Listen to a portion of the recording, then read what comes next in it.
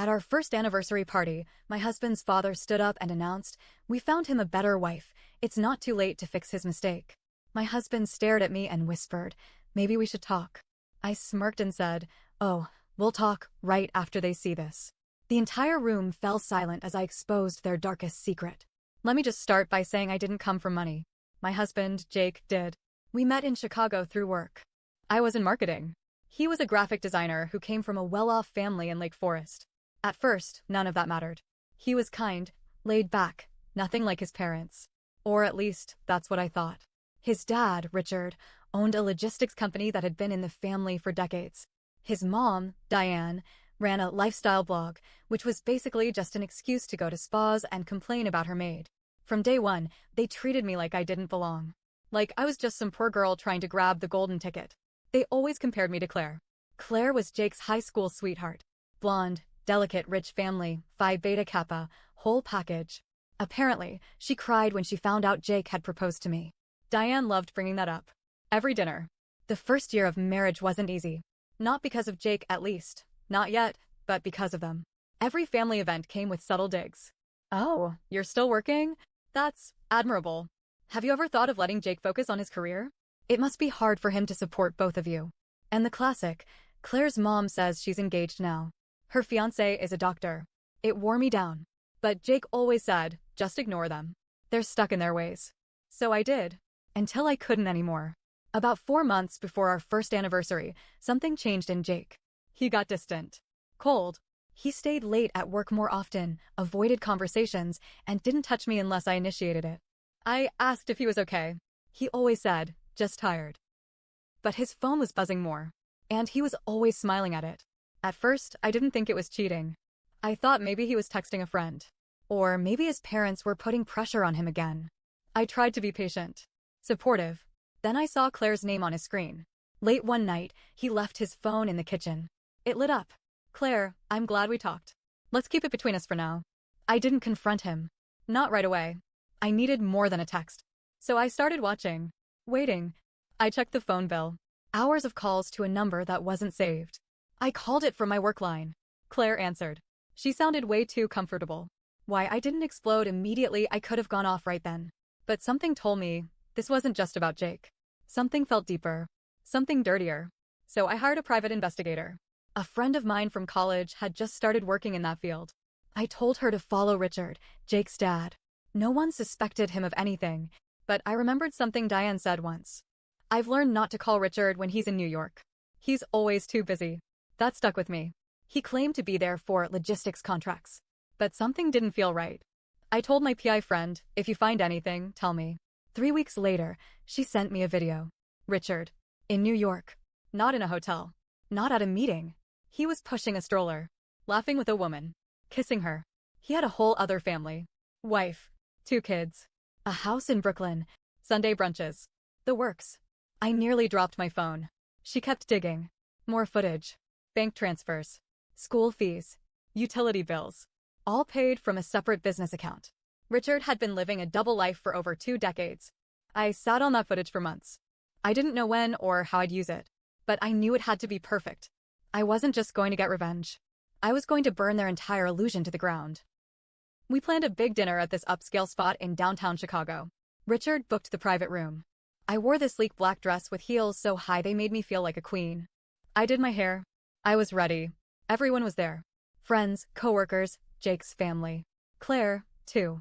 She wasn't invited. But there she was. Sitting next to Jake's parents like she belonged. Dressed in white. Not cream. Not ivory. White. She knew what she was doing. People whispered. I ignored them. Jake didn't say anything to me the entire dinner.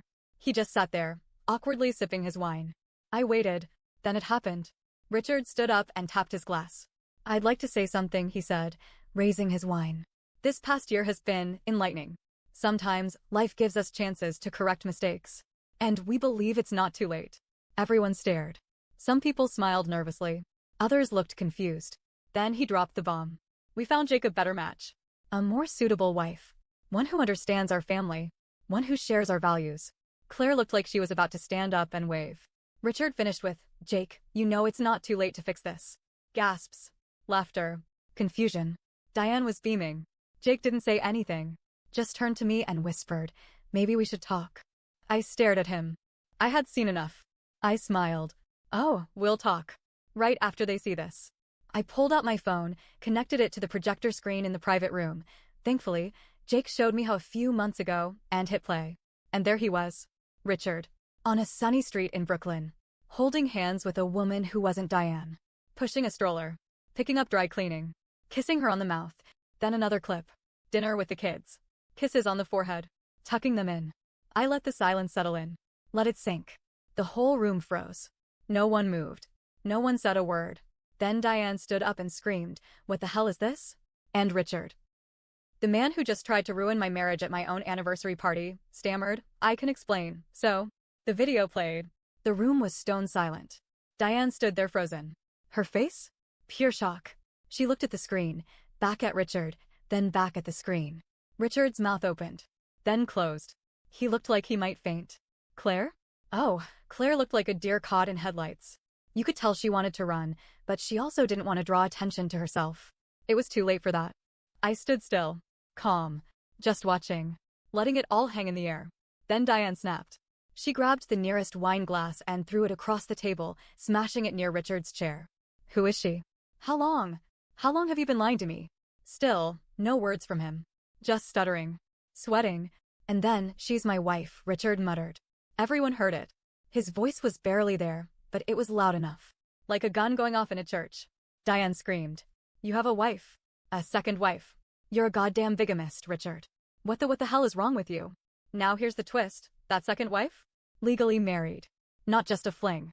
Not just some secret girlfriend or long-term affair. My PI found marriage records.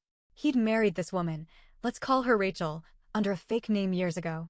Different middle name, slightly altered birth date. Enough to make it stick under the radar. Richard had somehow kept both marriages going. Separate bank accounts. Fake business trips. Lies stacked on lies. The man was a walking fraud. I knew all of this. I didn't show everything on the screen. Just enough. But now Diane was screaming, demanding answers, and people were pulling out phones, whispering, backing away slowly. Jake just stared at me. Why didn't you tell me?" he asked. I turned to him, calm as ever, and said, "I was going to. But you told me we should talk. So now we are." That's when he got mad. Really mad. "You humiliated my family." I actually laughed. "Your family? The ones who tried to replace me? At my own anniversary party? Your dad committed actual crimes and I'm the bad guy." Then he said something I will never forget. "Maybe if you'd acted more like Claire, none of this would have happened." I stared at him. Claire gasped. I think she realized what he just said, but it was too late. That's when my friend Sophia, who was sitting in the back, stood up. "Oh hell no," she said, grabbing her purse. "I told you not to marry him." And she walked out. Honestly, a queen. Meanwhile, Diane was losing her mind. She started screaming about lawyers, about DNA tests, about how she was going to sue the hell out of Richard for fraudulent emotional damage. Not even sure that's a real thing, but honestly, she might pull it off. Claire tried to sneak out. Diane stopped her. "You think I didn't know you were sniffing around my son again? You little gold-digging tramp." Claire ran out in tears. Richard slumped down in his chair, head in his hands. Jake just kept staring at me like he didn't know who I was anymore. And maybe he didn't. I was done playing quiet. Done being the outsider. Done letting them walk all over me. I looked around and said, "I don't need to be here anymore." But then, Richard looked up. Eyes red. Voice weak. And he said, "You ruined me." And I said, "You did that all by yourself." I just showed the receipts. Then I turned to Jake. "Hope your talk with Claire goes well. Just make sure she knows what her future mother-in-law looks like when she's betrayed." He didn't say a word. But it wasn't over. Because 2 days later, Rachel, the second wife from New York, called me. Yeah, the second wife reached out. Turns out, she saw the video. Her sister had been at the party. Because, yes, small world, her sister's fiancé worked with one of Jake's cousins. She saw the video someone posted and recognized Richard instantly. Rachel had no idea about Diane. Or the other family. She thought she was the only wife. She wanted to talk. She had questions. She also had evidence. Bank statements. Emails. Photos. Stuff I didn't have access to. Now, we're teaming up. Because this story isn't over. Not by a long shot. Rachel, Richard's other wife, called me again the day after our first call. She had more. I met her at a coffee shop in Brooklyn. Just us, no lawyers yet. She looked tired. worn down. She had 2 little kids with her, both under 10. Adorable, innocent, and completely unaware that their dad was leading a double life. We sat down, ordered coffee, and didn't speak for a minute. Then she said, "He told me his first wife died." My stomach dropped. She kept going, said she died in a car accident before we met. He never said her name. I didn't ask. I just thought, why would someone lie about that? I didn't even know what to say.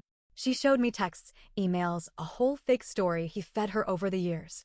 That his wife passed away, that his son was in boarding school, that he was trying to move on. He even made up a fake gravesite. She showed me a photo he sent her once, some random headstone, barely readable, in a cemetery in New Jersey. Rachel said, he married me under a different name. Richard Davis. His real name? Richard Daniels. He changed his middle name. Used an alternate business license. She had no idea. I asked why she hadn't gone to the police. I didn't want to ruin the kids' lives, she said. But now? He's on his own. That's when she handed me a flash drive. He kept everything backed up on an external drive.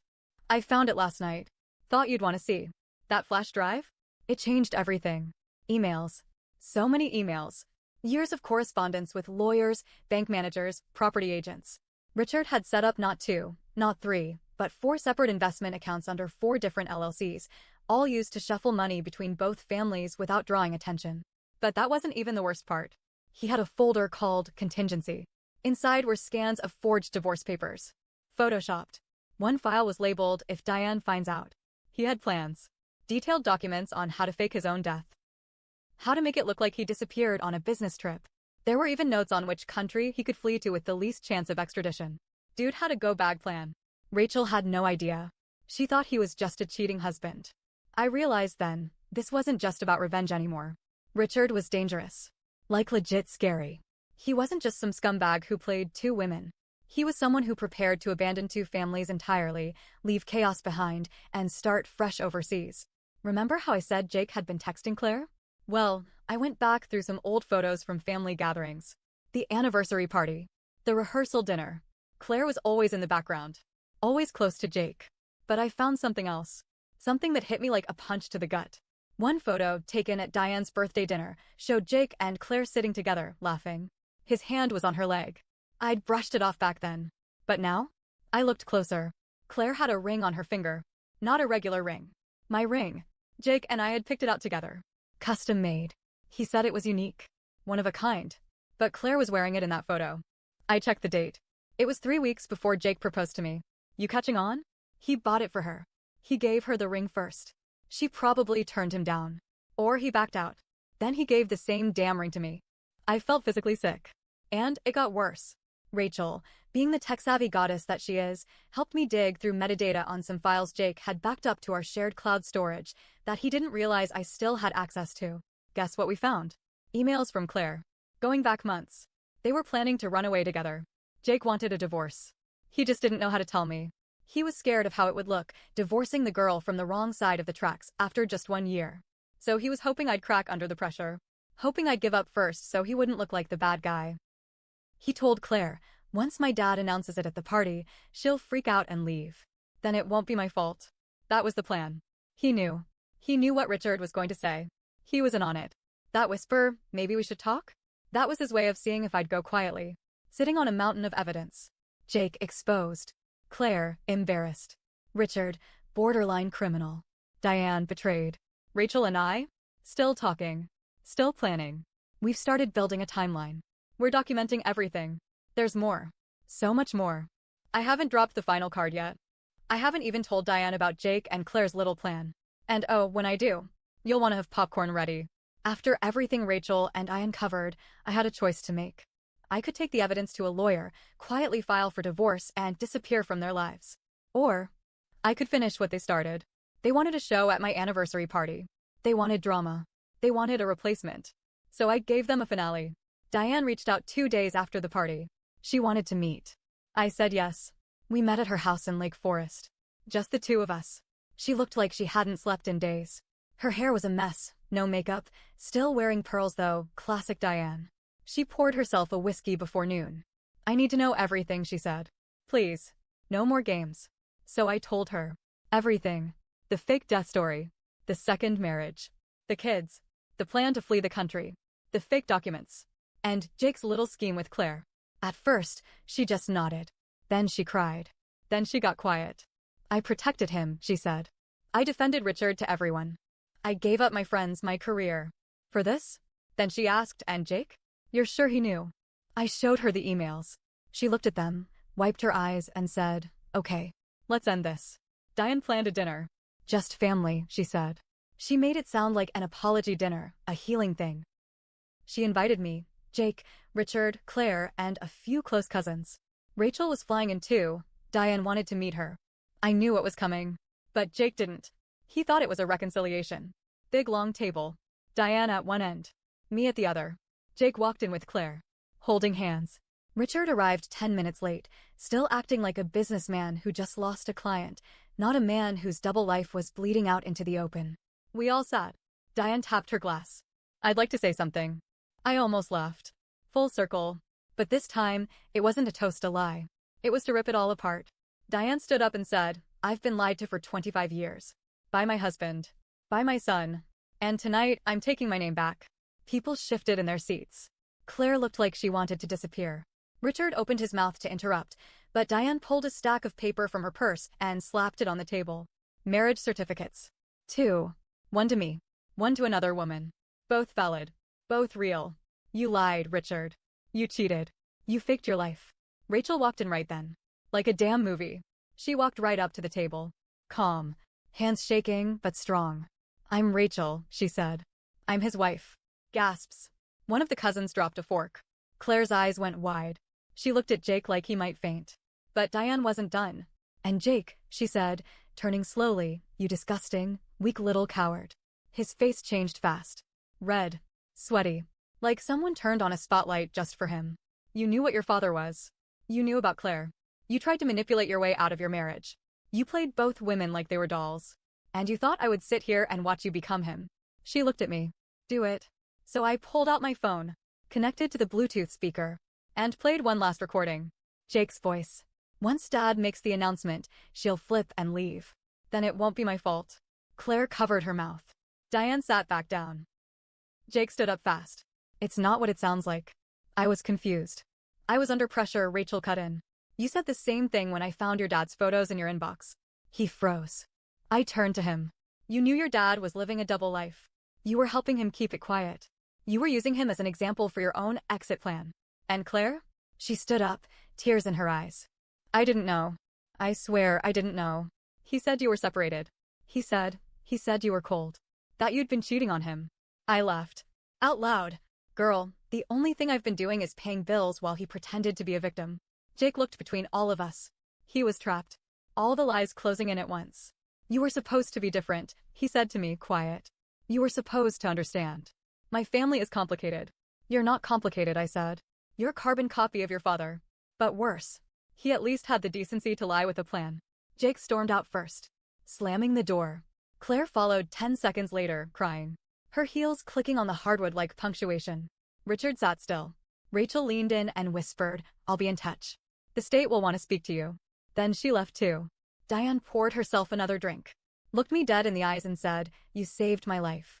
I didn't know it until tonight, but you did. I didn't know what to say. I just nodded. And I left. The divorce? Finalized 3 months later. Jake fought it at first. Tried to say I was unstable after the video incident. His lawyer quit. Mine didn't. He ended up with no house, no wife, and a family that cut him off.